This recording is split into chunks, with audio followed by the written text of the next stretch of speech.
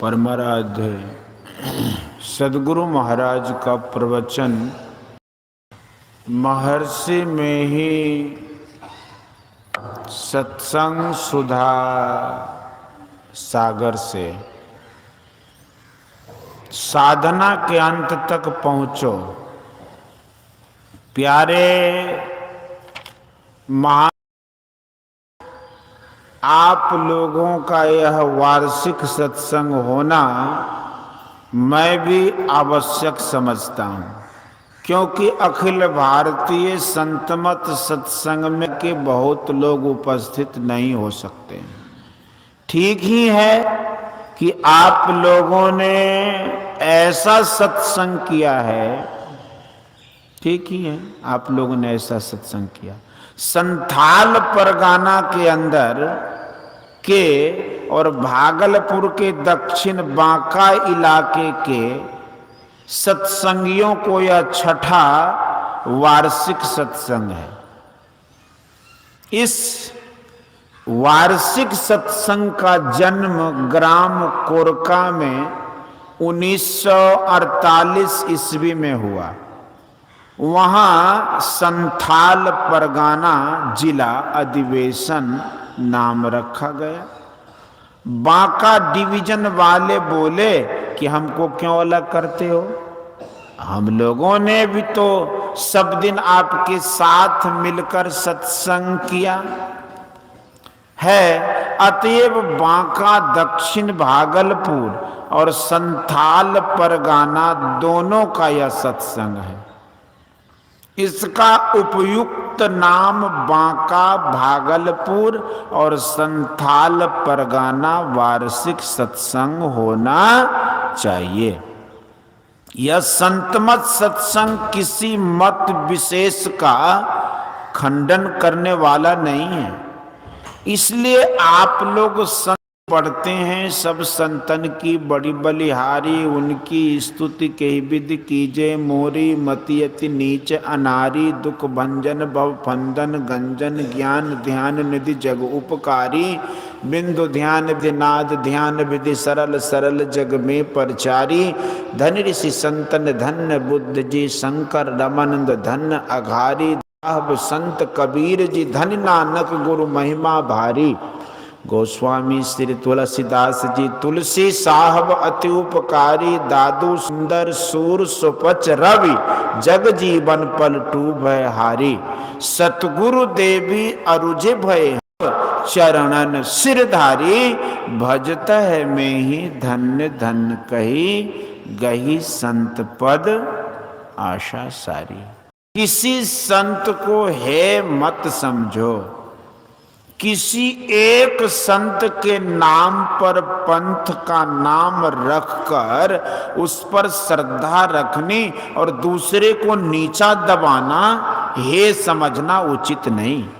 कोई राम, कोई ब्रह्म, कोई अल्लाह या कोई खुदा कहता है। इस प्रकार किसी एक नाम से कोई ईश्वर पुकारता है तो वह कम नहीं है। ईश्वर गॉड खुदा आदि नहीं कहकर यदि कोई उसी को दूसरे शब्द से संकेत करता है तो वह भी आस्तिक है। जैसे महात्मा बुद्ध, उन्होंने ईश्वर है या नहीं इस पर कुछ नहीं कहा, किंतु सदाचार का पालन करने, ध्यान अभ्यास करने की शिक्षा दी। वे ईश्वर नहीं है कहकर नाम रूपातीत तत्व को बताते, तो मेरी समझ में वे भी उसी ईश्वर का संकेत करते हैं जिसके लिए और संतों ने कहा। संतों के विचारानुकूल मूल तत्व में कुछ भेद नहीं है। जो प्रत्यक्ष संत उनका आदर करो, यदि किसी की तारीफ नहीं कर सको तो उसकी निंदा भी मत करो, तटस्थ रहो, निंदा इस दोनों से अलग रहो। कबीर साहब के वचन में पाठ हुआ सूरत को जगाने का, नादानुसंधान करने का, संत के पास जाकर नम्रता से उनको प्रणाम कर भक्ति मार्ग की शिक्षा दीक्षा लेने का और संसार की ओर पीट कर भागने का उपदेश है। उनके वचन में सूरत जीवात्मा के लिए प्रयोग हुआ है। सूरत उनका पारिभाषिक शब्द है और संतों ने भी सूरत का प्रयोग कबीर साहब के अर्थ में ही किया है। सूरत का अर्थ केवल ख्याल ही नहीं है। आदि सूरत सतपुरुष से आई, जीव सोहम बोलिए सोताई। कबीर दास सूरत को जगाते हैं और कहते हैं कि अज्ञानता की नींद में तुम सोए हो, उठो और भजन में लगो। उठने के वास्ते हुए कहते हैं, जोर कर चित्त लगाकर आंतरिक कान से सुनो, मधुर ध्वनि का स्वर होता है। यह कहाँ सुनने को कहते हैं? कहीं बाहर में या अंदर में? अपने अंदर में सुनने को कहते हैं, क्योंकि सूरत को सुनने कहते हैं। इसी को सूरत शब्द योग और नादानुसंधान कहते हैं। ऋषियों ने इसी को नादानुसंधान कहा। आजकल के संतगण इसको नाम भजन या सूरत शब्द योग कहते हैं। सब संतों ने इसी का साधन किया और इस विषय में प्रतिस्वाक कहे भी हैं। कबीर साहब के पहले भी श्री रामानंद स्वामी का प्रचार था। श्री रामानंद स्वामी के पहले गोरखनाथ जी का प्रचार था, किंतु उनका प्रचार साथ साथ हठ योग लिए हुए था। श्री रामानंद स्वामी ने इस नादानुसंधान के द्वारा भगवत भक्ति का प्रचार किया। श्री गोस्वामी तुलसीदास जी महाराज ने रामायण की चौपाई में इस साधन का संकेत किया है। बंदो राम नाम रघुबर को, हेतु कृषानु भानु हिम कर को, विधि हरिहर मैं वेद प्राण सो अगुण अनुपम गुण निधान, रूप दुई सोपाधि अकथ अनादि सुसामुझि साधि।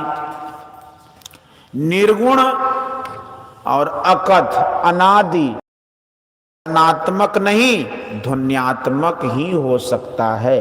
सत्य को जगाने वाले में दो प्रकार के, एक वह जो देख सुन सकते हैं, दूसरे वह जो केवल सुन सकते हैं। जन्मांध को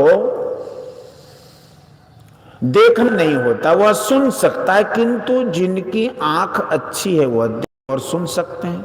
यह अच्छा है कि जहां की देखना सुनना दोनों हो सकते, लेकिन नहीं देख सकने वाला नहीं देखता किंतु सुनता है। यदि आप अपने अंदर देखना चाहो तो बाहर देखना बंद करो, यानी आंख बंद कर लो तो बाहर देखना होगा। बाहर देखना बंद होने से और भीतर देखने से अंधकार मालूम होगा। ऐसा सबको होता। इस देखने में कुछ देखना नहीं होता, किंतु सुनना चाहो तो अंदर में कुछ सुन सकते हो। सूरत अंधकार में है और सूरत अंधकार में है और सुन भी सकती है। इसको जगाना कहो तो जगना है, किंतु देखना सुनता है। दूसरा वह है जो अंतः प्रकाश में गया, वह देखता और सुनता दोनों है। जो पहले तरह आंख बंद करने से मालूम होता है वह पहले तल पर है, किंतु जो प्रकाश में जाकर देखता सुनता है वह वैसा है जैसे आंख वाला हो। इन दोनों फर्क है। देखने और सुनने वाला ऊंचे में, सुनने वाला नीचे में। साधन के अंदर देखो भी और सुनो भी, यह जगना ठीक है। यह प्रातः काल है, आप जगे हुए हैं ही। थोड़ी देर पहले आप सोए हुए थे। सोए में कभी स्वप्न भी देखते होंगे, दिन रात में बहुत काल ही सोते हैं, फिर जगाते क्या है? तो ये कहते हैं कि अज्ञानता में पढ़ो गोया सोए हो। ज्ञानी जन ज्ञान से समझाते हैं, गोया जगाते हैं। फिर कहते हैं कि वचन ज्ञान अल्प है, पहले सुनो फिर विचारो। विचार से जो कर्म निर्णय हो जाए उसका साधन करो, फिर साधन के अंत तक पहुंचो। जगना होगा। इसी को श्रवण मनन निधिध्यासन और अनुभव ज्ञान का सुनो, विचारो, साधन करो और साधन के अंत तक पहुंचो। जो प्राप्त होना चाहिए प्राप्त हो गया, यह अनुभव ज्ञान है। सुनना श्रवण ज्ञान है, विचारना मनन ज्ञान है, करना निदिध्यासन ज्ञान है। श्रवण मनन का जगना अंधों का जगना है। जैसे अंधा जगता है किंतु कुछ देखता नहीं है। वाक्य ज्ञान अत्यंत निपुण, भव पार न पावै कोई, निस्गृह मध्य दीप की बातें तम निवृत्त। अंधकार दूर करने के लिए जो यत्न करना चाहिए करना होगा, तब ठीक जगना होगा।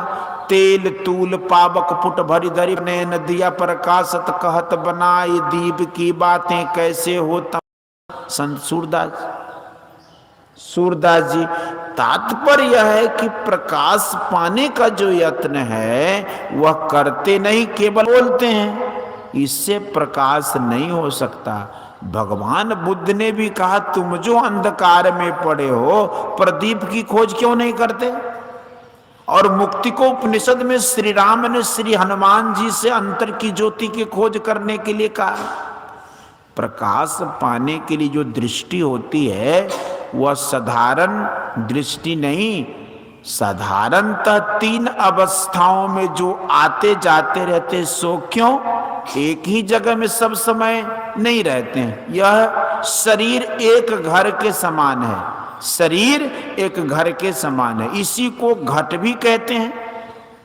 इसी में आप रहते हैं। इसमें कभी जगते हैं, कभी स्वप्न में जाते हैं और कभी सुसुप्ति में जाते हैं। ऐसा क्यों? जागृत के स्थान में जाने से जगते हैं, स्वप्न के स्थान में जाना होता है, और सुसुप्ति के स्थान में जाने में स्वप्न स्थान में जाने पर वह अवस्था होती है। इन तीनों अवस्थाओं में आना जाना जगना नहीं है। सुनने समझने विचारने से मोह नहीं छूटता। तुरंत ज्ञानी बन जाते हैं और तुरंत अज्ञानी के समान काम करते हैं। यह जगना नहीं है। इसके लिए कुछ और बात है। जागृत से स्वप्न में जाते समय आपकी शक्ति भीतर खींचती है। हाथ पैर कमजोर होते जाते हैं, शक्ति खींचकर उस स्थान में चली जाती है और स्वप्न में चले जाते हैं। जागृत का स्थान आंख, स्वप्न का कंठ, सुसुप्ति का हृदय, और तुर्य में आंख के ऊपर जाना होता है। भजन किया, अंत प्रकाश पाया और आंतरिक नाद को सुना भी, यह जगना है। यह जगना बिना साधन के नहीं हो सकता। इसके लिए चाहिए कि दोकर जोरी शीश चरण चलवर मांगरी। किसी के यहाँ जाकर नम्र हो, उसको प्रणाम करो और जानो। अर्थात जनाने के लिए गुरु चाहिए, उनसे जानो और करो। फिर कहा जगत पीठ दे भागरी। कहीं भी जाओ संसार रहेगा ही। धरती पर कहीं जाने से संसार की ओर पीठ नहीं हो सकती। जब वह साधन के समय संसार के ज्ञान से रहित हो जाता है, इंद्रियों के ज्ञान से ऊपर रहता है, तब जगत की ओर पीठ देना होता है। उपनिषद में भी लिखा, उठो जागो और ज्ञानी के पास जाकर ज्ञान प्राप्त करो। फिर बतलाया कि वह छुरे की धार के समान है। इस सूक्ष्म मार्ग पर, सूक्ष्म है, सूक्ष्म मार्ग पर मन चलेगा। मन का सिमटाव हो तब जा सकता है। फैलाव होने से सूक्ष्म पद पर नहीं चल सकता। फैलाव में आने के लिए ही भजन अभ्यास करना है, क्योंकि इसी भजन से परमात्मा स्वरूप का प्राप्त होता है। लोगों को डर नहीं होना चाहिए कि छुरे की धार पर चलना विकट काम है। हाँ, इस रास्ते पर चलना कठिन है, परंतु असंभव नहीं है। जितने जो कोई बड़े हुए हैं वे सब इसी रास्ते पर चलकर, उस रास्ते पर चलकर किधर जाना होगा? परमात्मा की ओर। लोग संसार की ओर रहते हैं तो संसार की अस्थिरता में कभी शांत नहीं होते, सुखी नहीं होते, किंतु परमात्मा को पाने से संसारिक कष्टों से वे छूट जाएंगे। परमात्मा को पाकर उस मिलन सुख में निमग्न हो जाएंगे। उपर्युक्त मार्ग को केवल जानने से ही काम समाप्त नहीं होगा, जानना होगा और उसके अंत तक चलना होगा। इस रास्ता को जानिए और चलिए। यह रास्ता सबके अंदर एक तरह है। किसी दूसरे देश के रहने वाले हों, दूसरी जाति के हों, इस कारण से उनके लिए दूसरा रास्ता हो, यह बात नहीं है।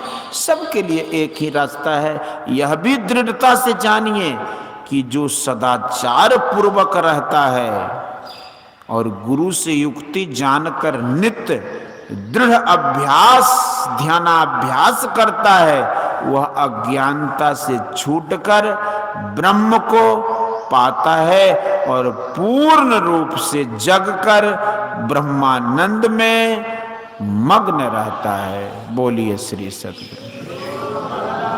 यह प्रवचन बिहार राज्य के संथाल परगना जिला अंतर्गत ग्राम तेलो अब साहिबगंज में दिनांक 6/3/1953 ईस्वी को हुआ था।